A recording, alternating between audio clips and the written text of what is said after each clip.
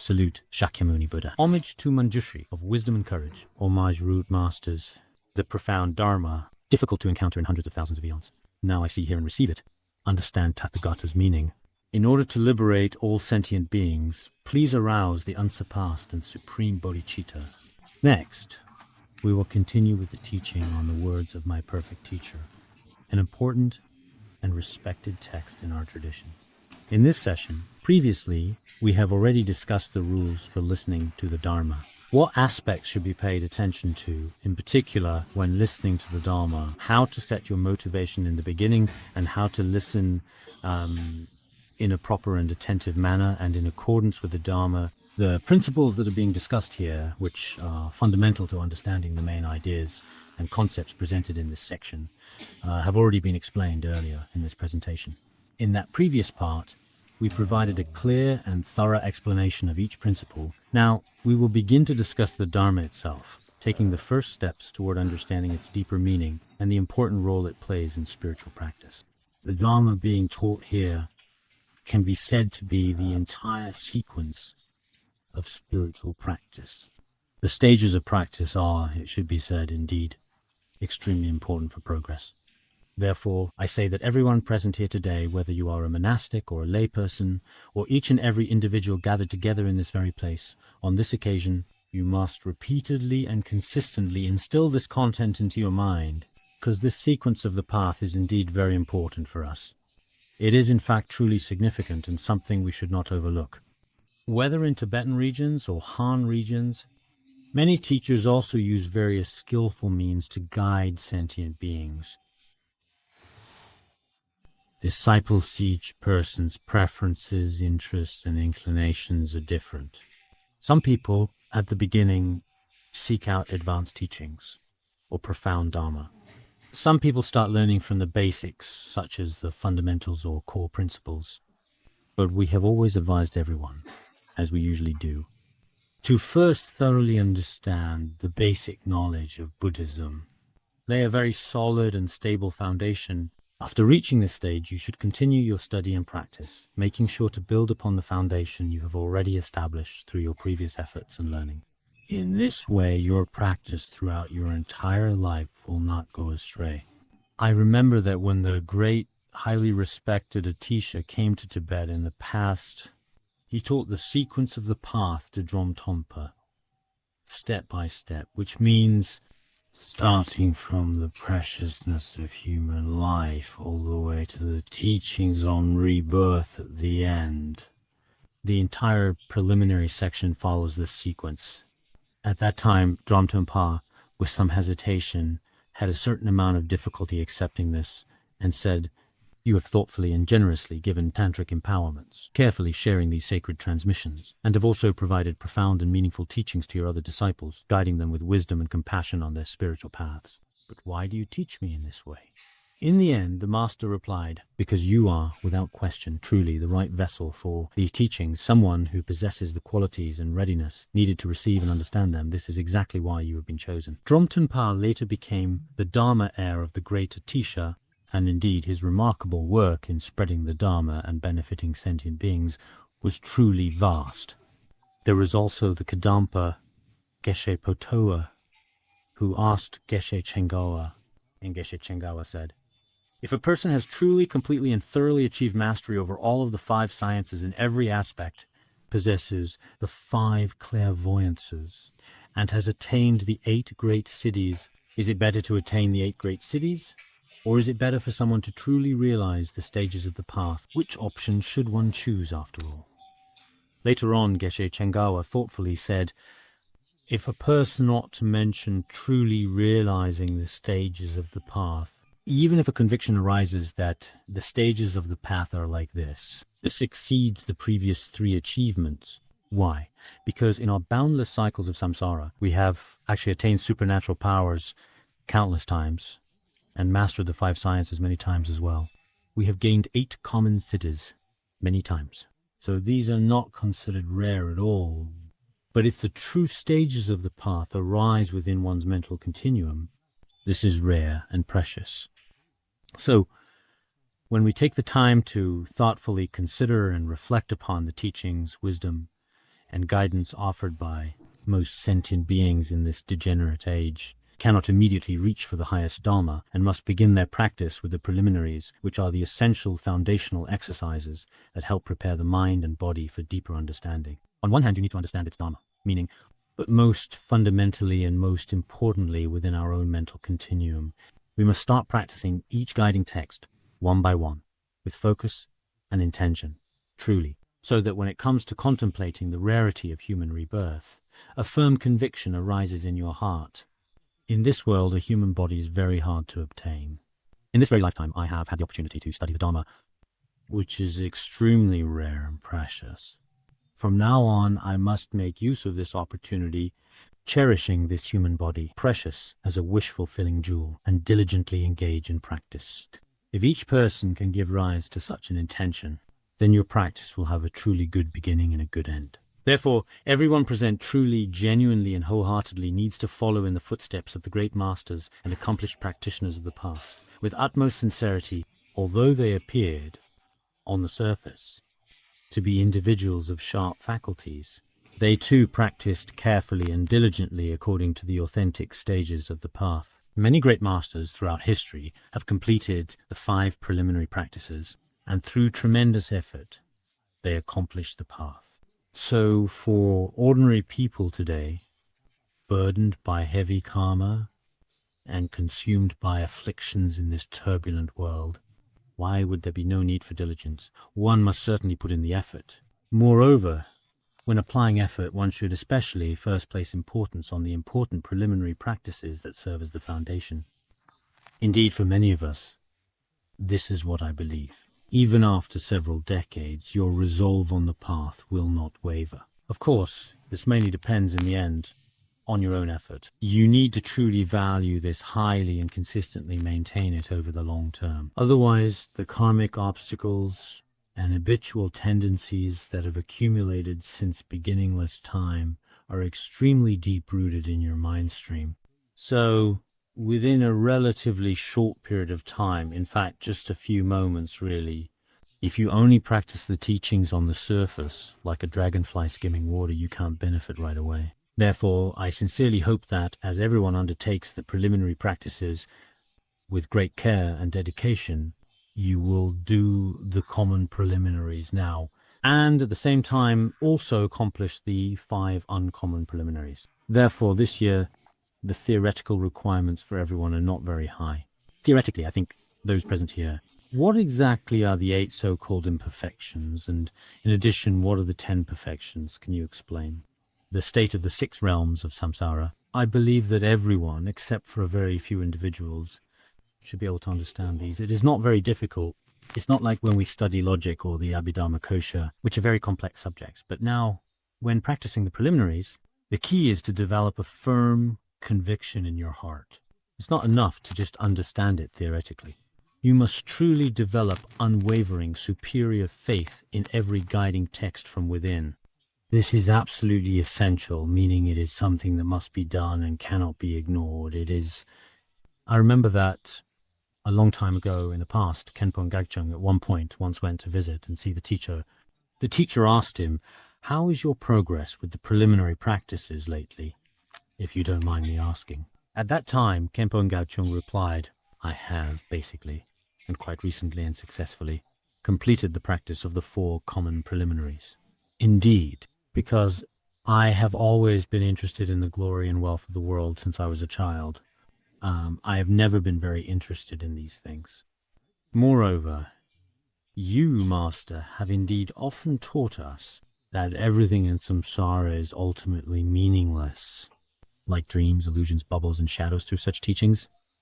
It has always been very easy and natural for me, personally, to gradually and truly develop a genuine sense of renunciation deep within my heart. At the same time, my faith in the 3 jewels has also gradually and steadily grown day by day. Bodhicitta has also been continuously growing within my own mind stream. Especially when I see enemies or people with whom I have poor relationships, I regard them as my parents from past lives. It becomes very easy, indeed, for compassion, bodhicitta, and the ideals of the Mahayana to quite naturally arise as a result. In such circumstances, after I said this, The master, looking quite thoughtful and nodding slowly, appeared to be very delighted with my words, with a gentle smile, and said, "I am truly glad that your preliminary practices have been completed. However, what is worth reminding you of is this. Because the afflictions in our mind streams are quite deep-rooted, even though you now understand these principles very clearly, over time it is easy for us to gradually lose sight of and eventually forget the deeper underlying meanings and true intentions that once gave significance to our words, actions, or traditions. Therefore, in order to truly grasp the rarity of human life, especially the preciousness of a fully endowed human life, and so on, as well as every essence, sequence, and number of all the instructions, you must keep all of these important points thoroughly in mind and make sure to instill them as deeply as possible within yourself. In order to successfully achieve this goal, read the guide to the preliminary practices of Dzogchen, ideally committing the entire text to memory in its entirety. At the same time, the master also gave him as a gift a Dharma text of the preliminary practice guide. Khenpo and Gagchung followed instructions. Afterwards, he did not bargain or negotiate with his teacher. "I'm very busy and tired now. I'm not feeling well recently." Some people, just to get them to come to the temple to attend teachings, require a lot of reasoning, and indeed some people truly do have health issues. Some people, let alone memorizing such a large treatise, even being asked to memorize a short text like the letter to a friend, requires half a day of explanations and justifications. Because of some particular reason, I can't. But Khenpo Gagchung was not like Faith didn't refuse.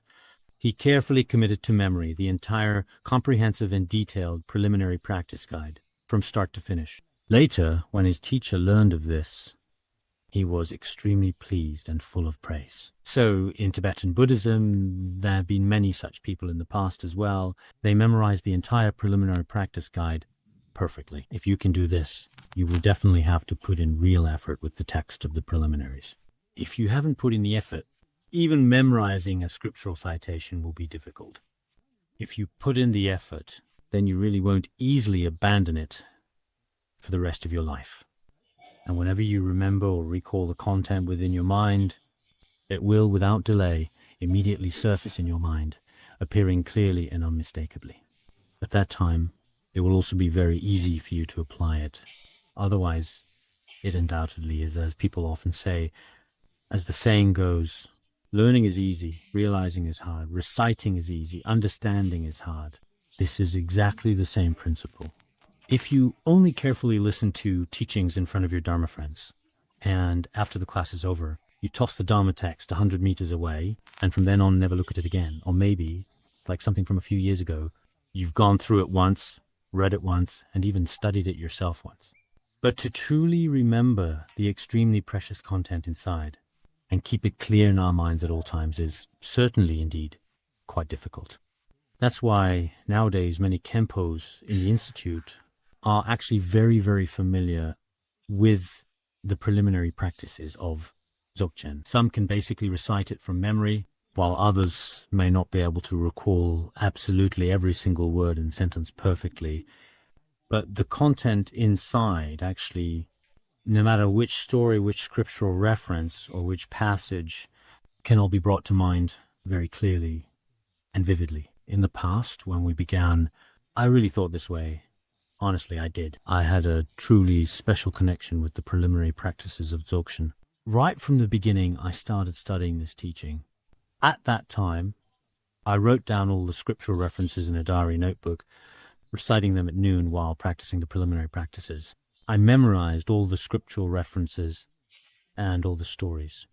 Memorizing all the content was difficult for me, but I could actually recall and remember the specific content that was inside very clearly, without any difficulty at all. In which specific category exactly is the case discussed? Which scriptural reference was given and what principle explained? So the essence of wisdom and compassion from Patrul Rinpoche would often arise in my mind, especially in various situations. Therefore, many people place significant importance on moving forward in their lives and progress. It's not enough.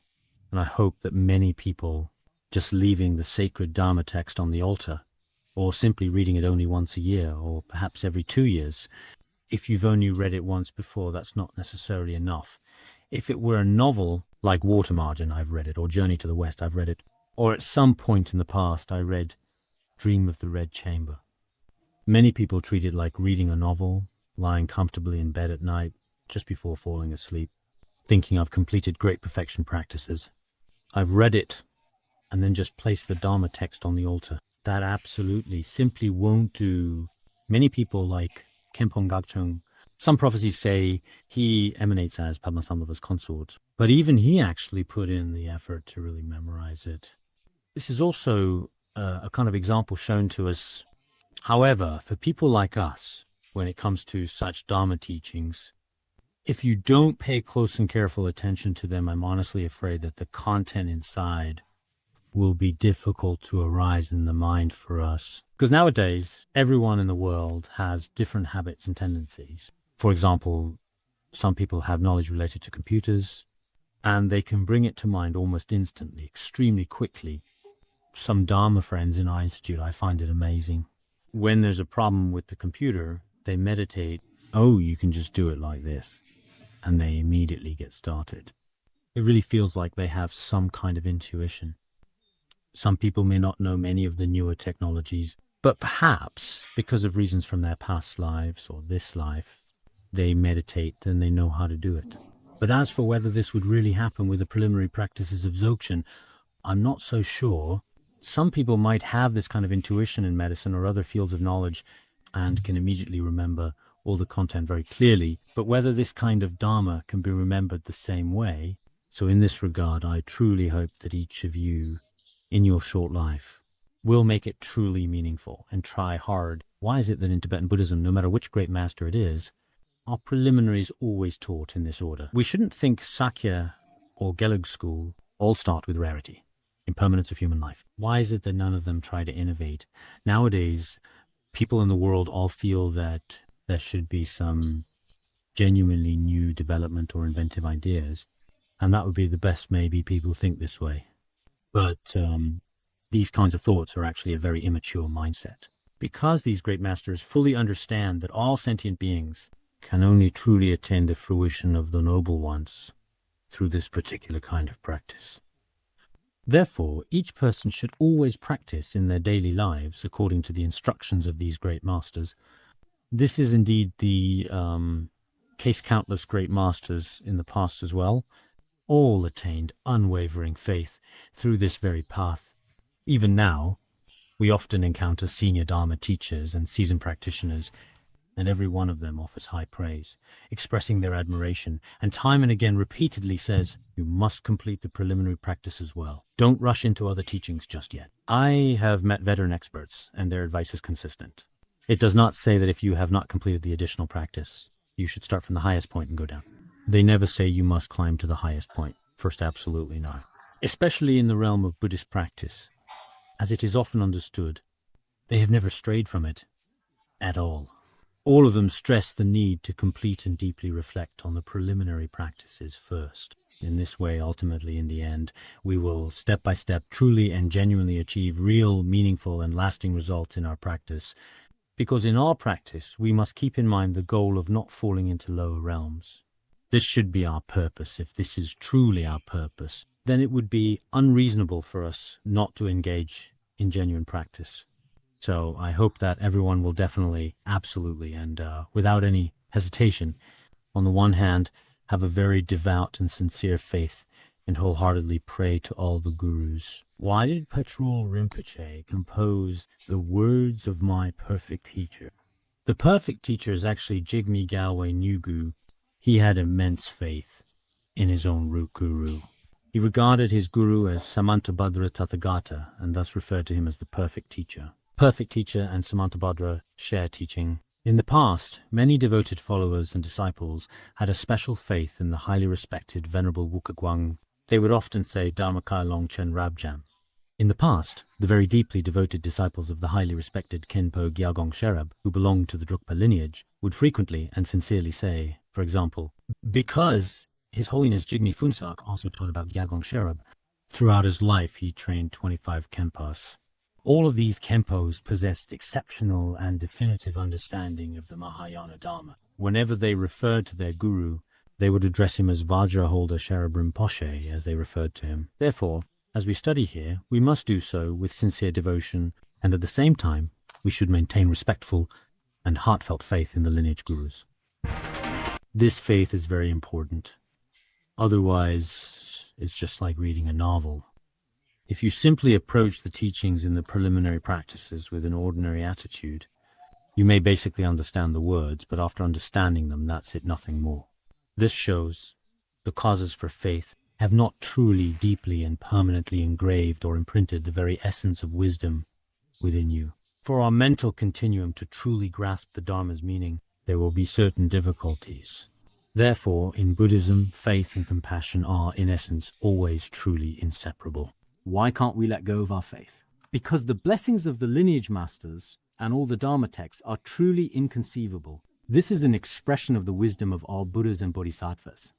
It is due to this karmic connection that we are able to receive it at this time. To Buddhas, Bodhisattvas, lineage, and great masters, we must maintain extraordinary, unwavering devotion. And faith, this is something we must never abandon. At the same time, we should reflect, is it due to merit from my past lives? I encountered a spiritual teacher now and come across supreme teachings of Mahayana Dharma.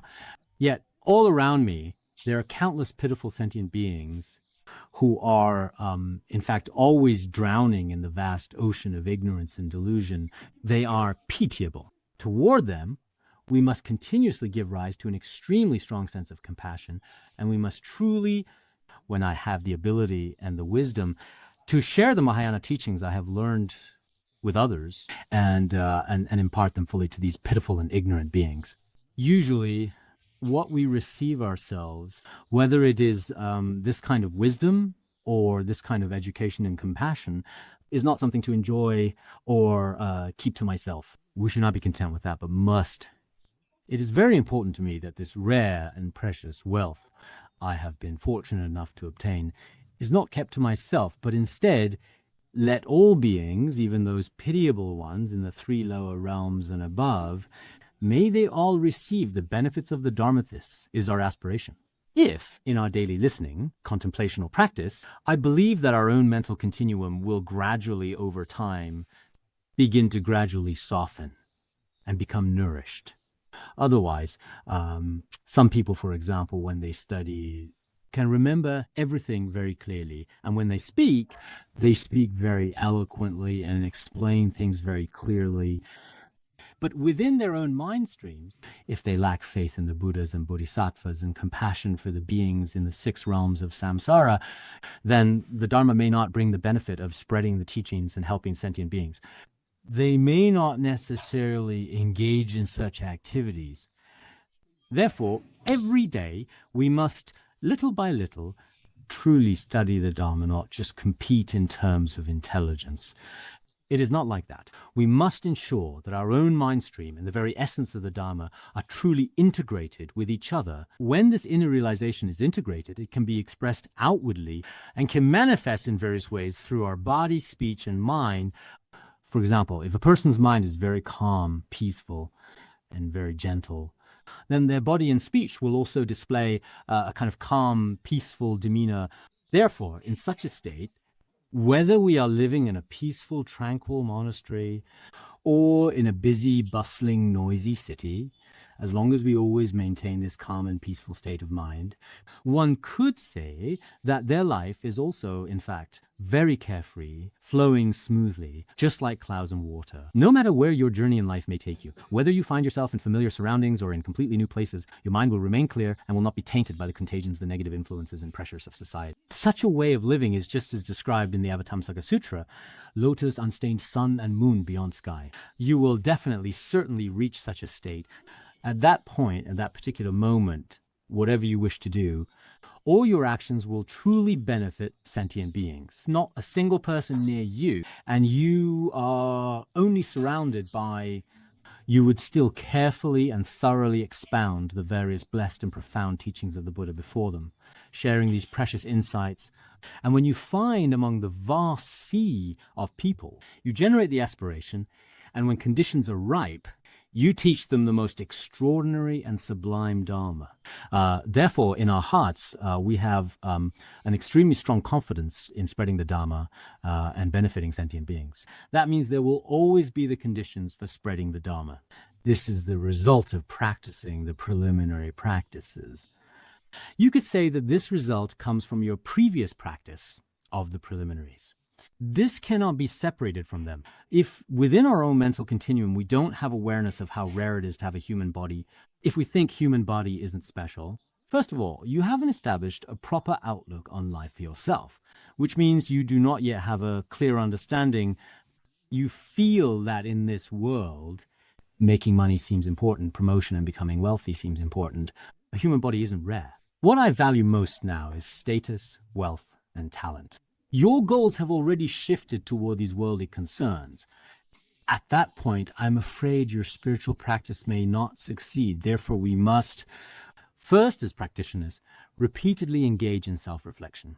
If in this very life, we not only understand the preliminaries in theory, but also repeatedly familiarize ourselves with them in our own minds on a regular basis and reflect on them, if you practice them very successfully, then whatever Dharma you practice in the future, indeed in your life, there absolutely won't be any problems. If you haven't accomplished this, I really wouldn't dare to sign off on it, nor could I guarantee anything. When you go to the hospital, the doctors say, "Can you guarantee our patient's recovery?" I can't say that. We can't guarantee a cure for the common cold. Why curing? So if we haven't practiced the preliminaries, we really can't sign off or make any guarantees. But if you truly practice the preliminaries to complete perfection, even someone like me might pick up a pen and take a look. Do you dare to sign? I'll need to think about it. One person said, in my life, can I truly become a genuine practitioner? Khenpo, sign your name and watch me do. I would look at how well you've practiced the preliminaries. If your preliminaries are well accomplished, then I might consider signing my name, and I would have that confidence. As for anything else, the world is indeed so complicated these days. Nowadays, there are all kinds of things outside that attract and tempt us, and such knowledge and distractions seem to emerge endlessly. In this kind of environment, the ordinary mind, with its discriminating thoughts, is very easily and readily influenced or tempted by external stimuli. It's like a child on a battlefield.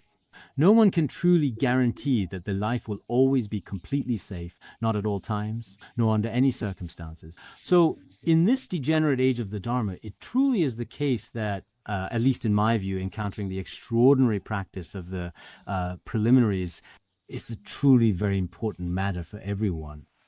The teachings are divided into three aspects: the common outer preliminaries, the uncommon inner preliminaries, and the practice of transference to the Pure Land, which is a key aspect of this tradition. First, let's talk about the common outer preliminaries in more detail. The meaning of the common outer preliminaries is there are various explanations regarding the difference between what is common and uncommon.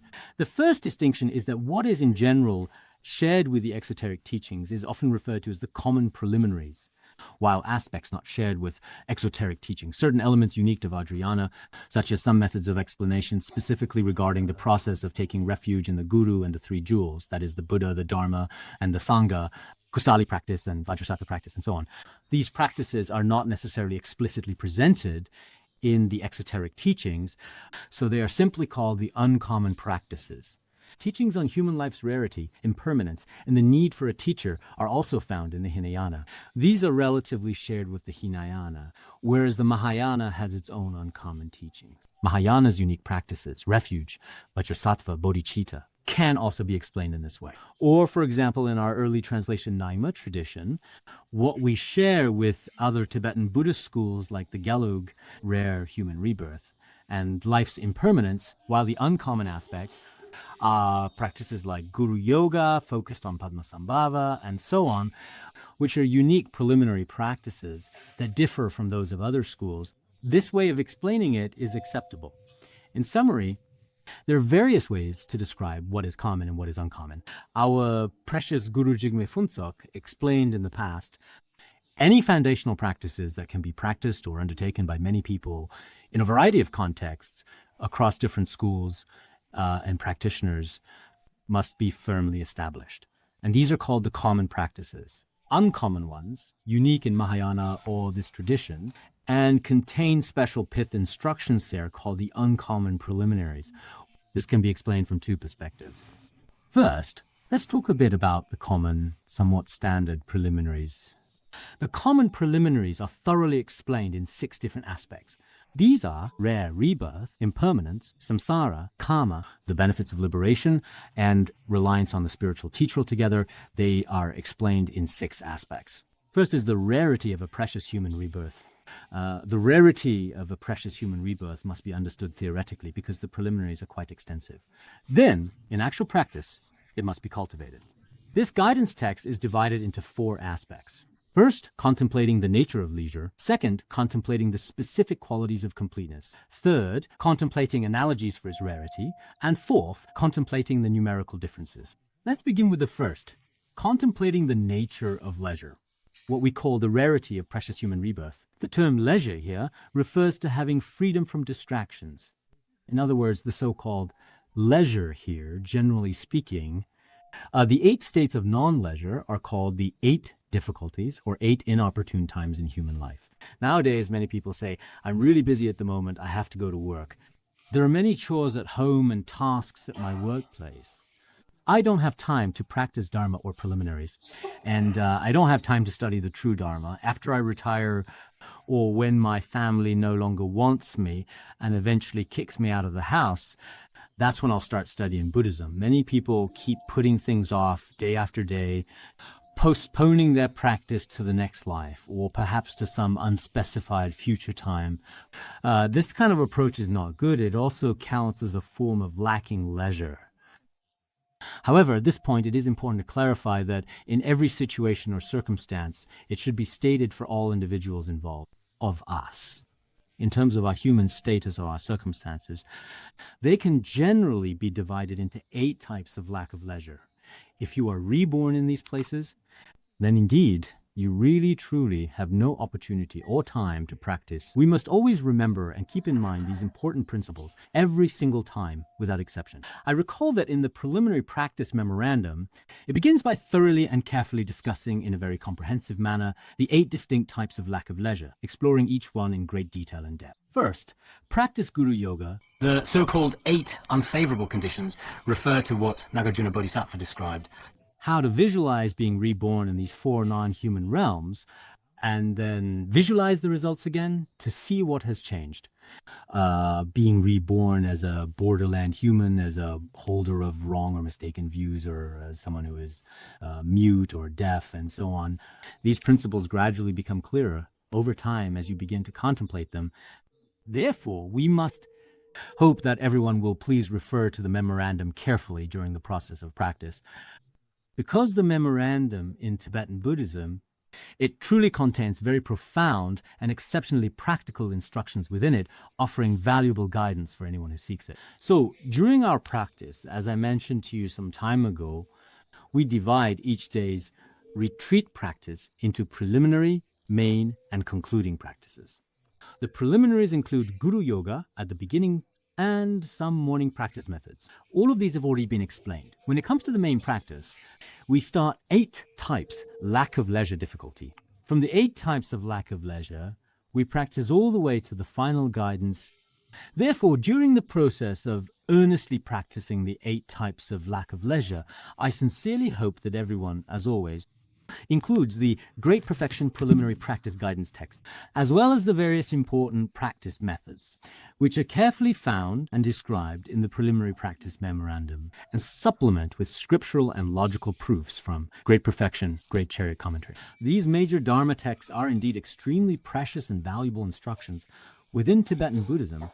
If you combine these texts together and sincerely and calmly, gently begin your practice, you will develop a firm conviction in the rarity of human life in your mind. For those of us present here not long ago, we just finished practicing 10 guidance points on the rarity of human life. If you still don't feel satisfied with your practice, from now on, please privately practice the content we discuss each day. Even though it may seem easy and you might think there's no need to contemplate as you already understand the reasoning, But understanding the reasoning and truly developing a firm conviction in your heart are two different things. You could say that they are actually not exactly the same. Therefore, here we need to talk about the so-called 8 states of non-leisure in more detail. Actually, the 8 states of non-leisure are not just a special teaching in Tibetan Buddhism. In Chinese Buddhism as well, throughout the Buddhist scriptures, there are very clear explanations. In the Majjhima Agama Sutra, the 8 states of non-leisure are the 8 difficulties in opportune times in life. One by one, the 8 distinct states of non-leisure for both humans and non-humans are carefully introduced. There's also the Sutra on the 8 states of non-leisure and leisure, translated by Master Yi Jing. This sutra is quite short. We can also, for example, conveniently quote some specific content from it. In this way, we can see that this essential teaching is indeed actually present in Chinese Buddhism as well, and that anyone who truly and sincerely practices Mahayana Buddhism needs to cultivate it. What is unfortunate in Chinese Buddhism is that some scriptures have always been quietly left in the ancient sutra repository, entering samadhi amidst the swirling dust. They have never been taught, studied, or contemplated. This kind of tradition has never really flourished since ancient times. Especially nowadays, I notice among lay practitioners, people understand the Dharma, including when we promote and study some Buddhist teachings now, but in the monasteries, I don't know what they're busy with. Many are preoccupied with receiving guests and have little interest in study and contemplation, many monastics. Logically speaking, in general, the primary responsibility for spreading the Dharma and benefiting sentient beings should fall on monastics. Why is that? Because even during the Buddha's time, lay people, he is busy with his business, agriculture, industry, animal husbandry, etc. Lay people have to support their families and have many, many things to take care of. So if they were to commit to spreading the Dharma, even finding a counselor would be difficult. Because if he leaves his job, who will support him? If he spends every day teaching the Dharma, it's hard to say whether anyone will provide for him. But as for monastics, they have already left their families behind and given up all those things completely. They devote themselves wholeheartedly to the Dharma, aiming to carry on the Buddha's work. To inherit Buddha's work, you must first understand the Dharma, and then continue to spread the Dharma. This is such a significant responsibility. You don't necessarily have to stay in the monastery all the time, at every moment. It's not enough to just offer a lamp in front of a Buddha statue. That's why, going forward, I sincerely hope that every monastery will have a place for teaching and expounding the Dharma. Only when there is Dharma teaching does the true Dharma of the Tathagata exist. If a monastery only has Buddha statues, or perhaps just some scriptures simply sitting there quietly and undisturbed, then it doesn't matter if the monastics are present or not. Many tourist attractions, some of which aren't even Buddhist holy sites, are set up just to make money. In many places, they simply just make a bodhisattva statue or a Buddha statue and claim that, it will bring blessings, peace, and so on. This kind of phenomenon is quite common, and there's really no difference between them. Therefore, there will be a difficulty in the future. What I often worry about is that nowadays, many monastics, of course, there are a few exceptional places, but it's not like in Tibet, where basically every monastery has a place for teaching the Dharma and for practice. Now, except for a few monasteries that are poorly organized, meaning those that lack proper structure or effective leadership, which are considered a separate case and do not follow the usual practices or standards observed by most other monasteries, generally speaking, in every monastery, first, there is a Dharma hall to teach and expound scriptures. Second, a retreat for study, practice. This is the core of Buddhism. It is indispensable. Other matters, in particular for monastics and for Dharma, aren't important. But when we say this, some may truly want to spread the Dharma, but they do not really have the administrative power of the monastery. Tibetan regions face issues without administrative power. For example, a Khenpo may really want to promote the Dharma, but the abbot of the monastery is not particularly willing to praise or support your views in any way. In this case, he can only remain in a subordinate position and still cannot fully or essentially play his proper role. A very small number of people may encounter this. You may genuinely wish to spread the Dharma, but the manager or abbot wants to maintain the current status quo and continue to keep things exactly as they are. And what is the original state? It's obvious to everyone. So sometimes your motivation and your abilities may be in conflict with each other. This too is a kind of karmic condition, but I think everyone must understand that A monastery should serve the purpose of spreading the Dharma and benefiting sentient beings. Otherwise, if only an abbot simply oversees a place for incense burning and worship, can such a person really be considered a great master who spreads the Dharma? This is something that still needs to be observed. Therefore, from now on, we must do our very best, with sincerity and dedication, to wholeheartedly promote the Dharma. Promoting it, we find great chances. In some exoteric Buddhist traditions, there had been no custom of giving Dharma talks. But starting now, in every monastery, we should establish organizations for giving Dharma teachings. This is extremely important. This has already been mentioned here as well, as has been previously noted in this discussion. The 8 unfavorable conditions refer to what was described by Nagarjuna Bodhisattva. Hell beings, hungry ghosts, and animals, those in remote lands and long-life gods. Wrong views, never meeting a Buddha, and the mute these are the 8 unfavorable conditions. The general verse about the 8 unfavorable conditions has been explained.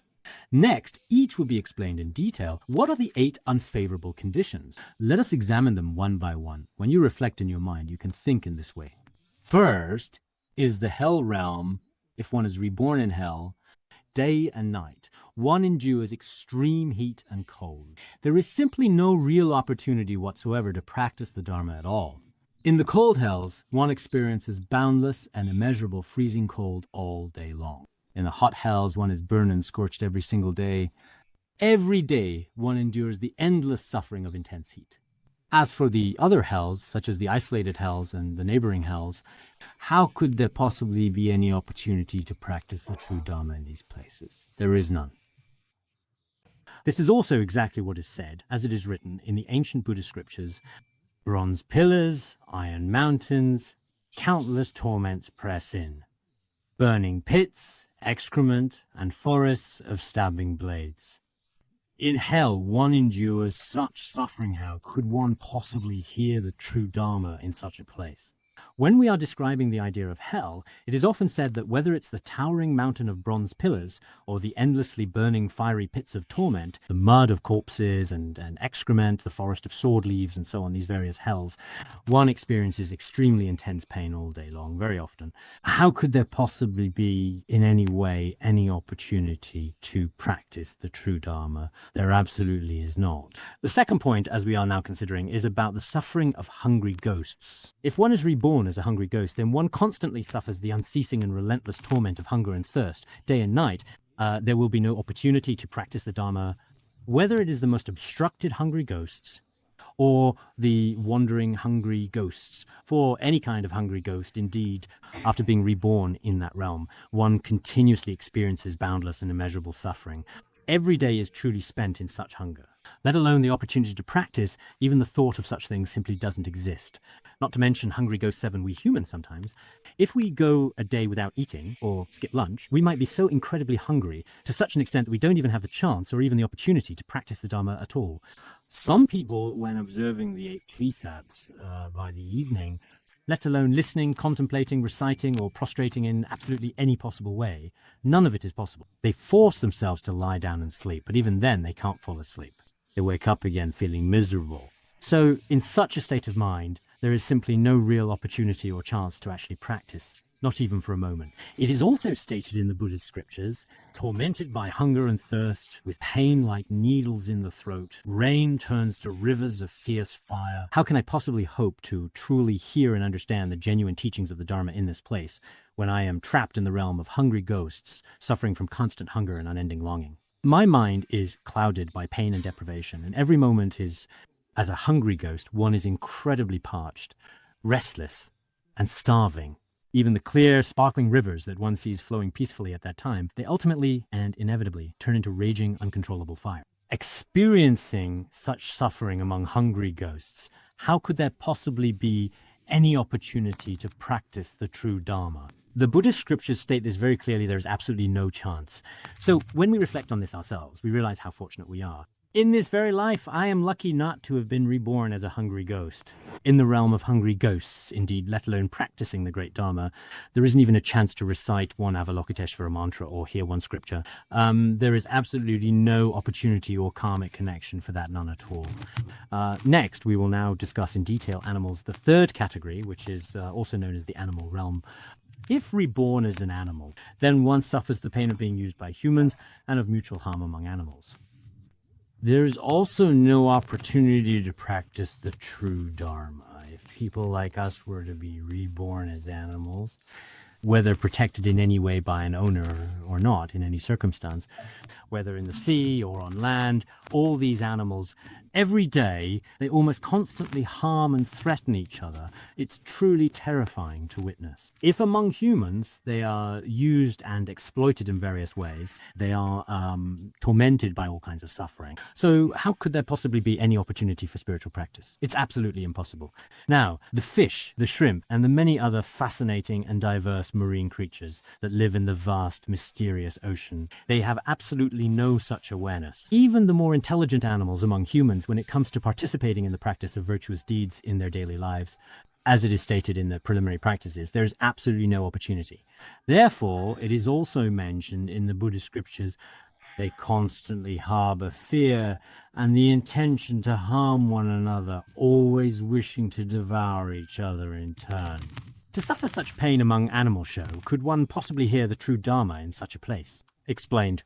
Because among animals there is a constant and pervasive sense of fear, as each one must always remain alert to the possibility of danger from others in their surroundings. This ever-present anxiety, and are always thoughtfully and intently thinking about eventually devouring other.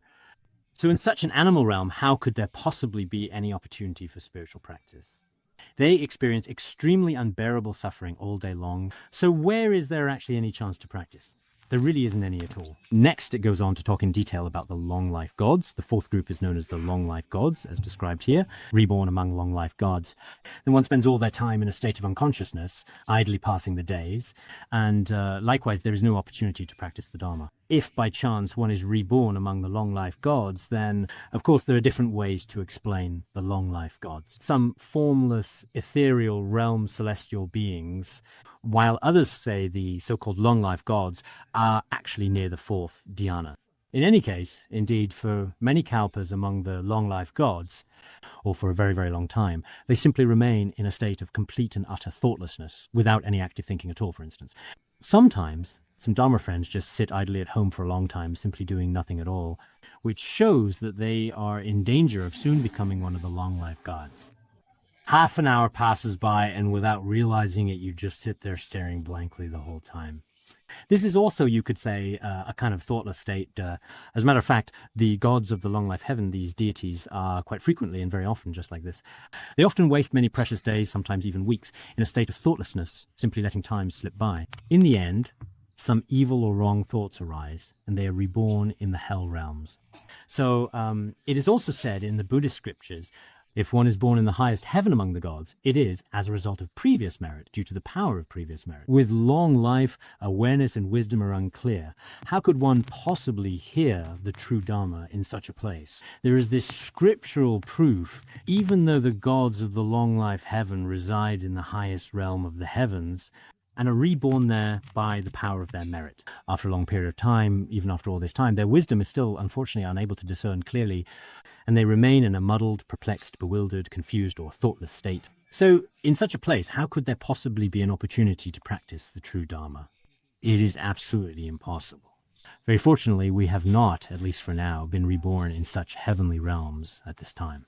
If we had, then the opportunity to practice would also be absolutely non-existent. The fifth point is specifically about borderlands in this context. Suppose one is reborn in a remote, distant and isolated border area or region in a place where there is no Dharma, then there would also be no opportunity to practice. If one is reborn where Buddhism is not flourishing, in places without Buddhist followers or Dharma teachings, such remote, isolated places, nowadays in some cities, people don't even know the names of the three jewels.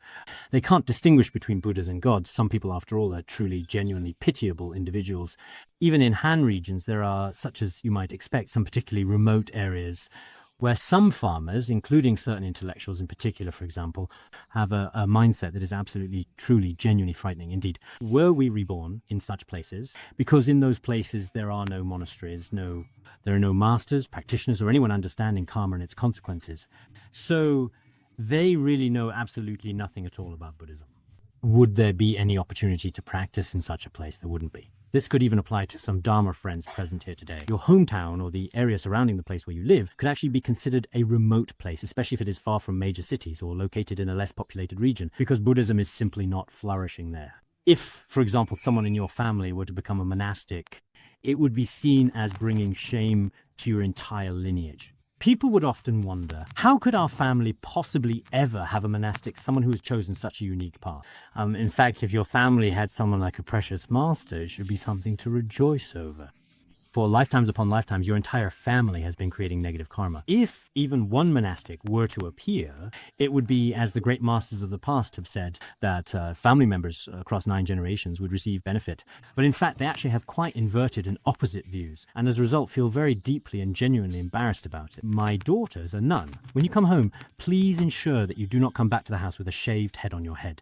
Could you, if you come back during the new year, let your hair grow out? Even if it's short, that's fine. I really can't hold my head up in front of others. This is what is referred to as a remote and uncivilized place, as mentioned in the Buddhist scriptures. Born in a remote and wicked land, never having heard the sound of the Dharma, ignorant and always dwelling among the Meccas, surrounded by those who do not follow the righteous path, how could one possibly hope to hear or understand the true Dharma in such a place? So far removed from wisdom and virtue, this means that if we are reborn in a remote and harsh place, in that lifetime you wouldn't even have the opportunity, not even the slightest possibility, to hear the name of the 3 jewels, not even one. These people appear human, but in reality there's not much difference between them and other sentient beings. They are also referred to as mlekas, a term that is used in ancient texts to describe people who are considered outsiders or foreigners. If you are reborn among such people, you truly won't have any opportunity to practice the Dharma. So some of you sitting here, on one hand, when I see you sometimes not living up to expectations, when you don't practice diligently, I feel uncomfortable and frustrated. On the other hand, whether it is your own family members or even the entire surrounding social and cultural environment, when you compare all the internal and external circumstances, I still think you are truly remarkable. Because in such an environment, no matter what kind of causes and conditions might possibly arise or come together in any given situation, you've truly developed renunciation and started the monastic path. Family objects, workplace objects. No matter how many different people, regardless of their intentions, tried to stop your virtuous intentions, none of them ever truly succeeded in the end. You began to give rise to bodhicitta and came to a pure place to ordain. Others tried all. Your hair was kept very well, truly in excellent condition, but you yourself thoughtfully considered and tried every possible method, exploring each option, and even if you couldn't find anyone else, you shaved your own head absolutely completely.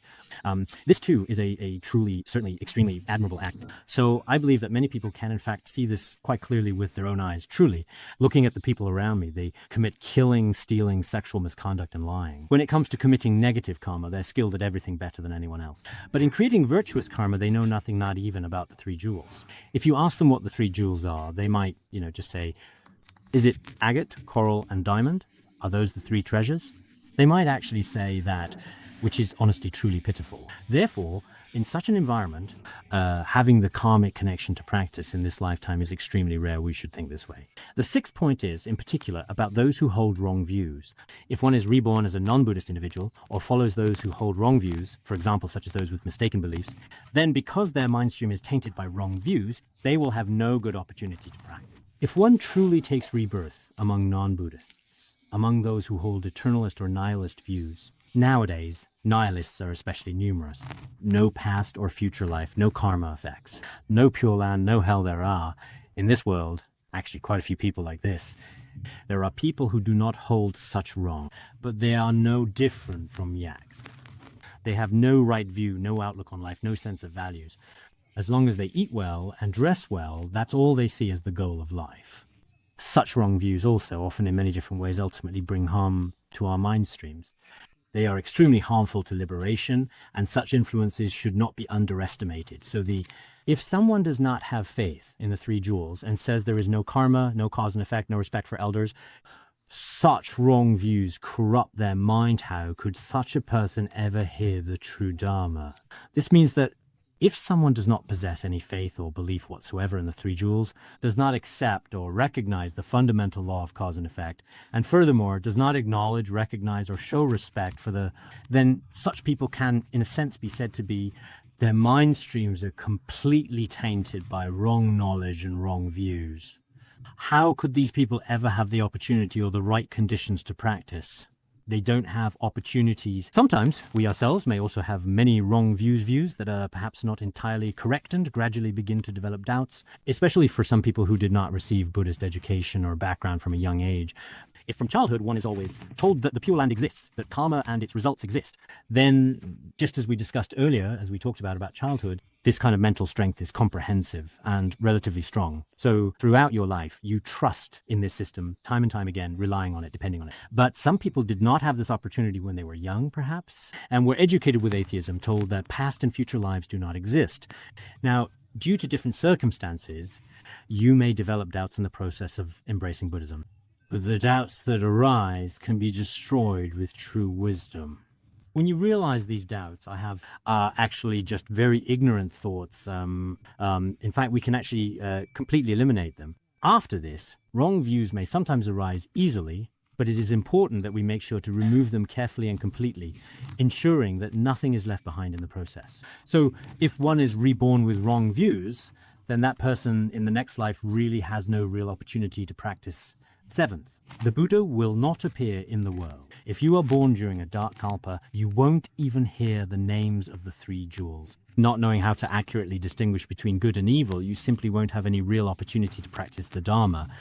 If you are reborn in a dark kalpa when the Buddha does not appear, let alone practicing the true Dharma, even the names of the three jewels do not exist in this world anymore. How could you possibly know what to accept or reject? Fortunately, this time, we have not been reborn in such a situation. Buddha appeared in world, turned Dharma wheel thrice. Moreover, the Dharma is complete and present in this world. We are living in an era where we can distinguish between good and evil. This is also a kind of good fortune for us.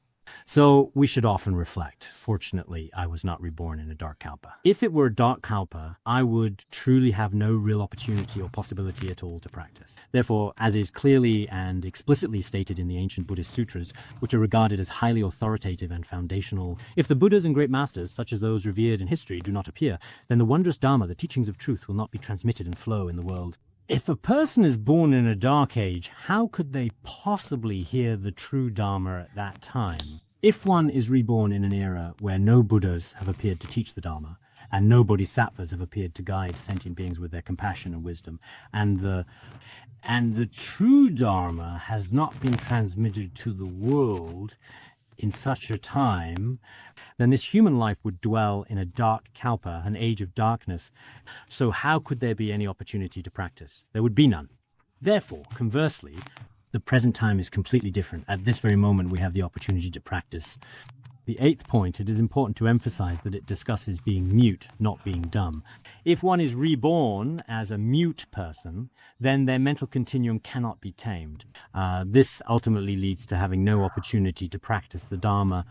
If we are ever reborn as someone who is mute, even if only for a brief moment in this world, whose mind is incapable, 6 faculties incomplete among them, then the mental continuum simply cannot be tamed, subdued, or brought under control by the Dharma. And ultimately, as a direct result, one cannot truly practice at all in any meaningful way. Therefore, it is also stated in the because of evil deeds committed in previous lives, one may be born deaf, blind, mute, or lacking faculties. Being dull-witted is, that is to say, like having a human body but the mind of an ox. How could such an individual ever hope to truly hear the Dharma? This means that if some people committed many negative actions in their past lives, in this life they may be reborn as deaf, mute, blind, or as people lacking various faculties. Some people, though their other faculties seem intact on the outside, but their consciousness is incapable, extremely dull-witted, hardly any different from a yak. Today, even if I explain some worldly principles to them very clearly, then, after a while they forget everything. If you just tell them to go up, they will go down, and if you tell them to go down, they will go up. They are extremely slow-witted, what the world calls an idiot, really no different from a yak. Nowadays, in many theater troupes, some animals are taught certain skills almost every single day. using a whip. In the end, some animals do learn, for example, when you tell some dogs to sit, they eventually learn to sit down. But there are some that are especially slow-witted. If you tell them to sit, they might actually stand up. People like this are those whose minds are incapable. If the mind is incapable, as it sometimes is, then such people will find it extremely difficult to truly benefit from the Dharma. Therefore, we should realize that spiritual practice relies on having a human body. Such a human body can only be obtained through leisure and freedom. The 8 non-leisure states are difficulties faced by sentient beings. The Buddha said this in scripture. He said, I speak of the 8 states of non-leisure as the difficulties of sentient beings. Those who possess leisure are truly rare in this world. This means that the 8 states of non-leisure are in fact a kind of hardship for sentient beings, and many sentient beings lack this condition. If in this world one truly possesses leisure, and every day you are free from these 8 states of non-leisure, if you seriously and properly practice the Dharma, there will be absolutely no harm at all. Having this unique and valuable opportunity every single day is indeed truly rare in the world. Some people say, this person is really rare and made $1 million this year. This person is truly quite rare. You know, he has, as a matter of fact, already become the municipal party secretary. But we don't consider these things to be that rare. What is truly rare then? Originally, we were like prisoners in the busy city. There's not even a single chance to practice the Dharma for even just a day or even for an hour. But now, having set everything aside, we engage in the practice of the Dharma each and every day with sincere dedication, free from worries and cares. This kind of happiness can truly be said to be extremely rare and exceptionally precious in this world. Therefore, indeed, through various means, we should ensure that our own mind stream possesses such opportunities for leisure and practice. This is truly something to rejoice in, and we must take it seriously. Sometimes I feel that people in the world are just making excuses. They say, I don't have time right now, I'm especially busy. But when it comes to worldly matters, they are very organized and can always find enough time for them each and every single day, without exception. For example, if you ask them to get up at 8 o'clock to practice the true Dharma, it's very difficult for them. But if it's for their worldly company or workplace, then getting up at 7 o'clock is no problem at all. This is what is meant by having heavy karmic obscurations. I think when we practice the preliminaries, prostrating for half an hour each day, many people nowadays, as you might expect, within that half hour can do 200 prostrations, or at least 180. I can do 200 or 180 prostrations, and sometimes even more. But many people just can't manage that much. I don't believe that someone can't spare half an hour. In reality, this so-called lack of free time is something we create for ourselves. No matter how busy people are, they can find half an hour or an hour a day. On one hand, reflect. On the other, hold yourself to these standards. I think this point is quite important. We'll stop here for now.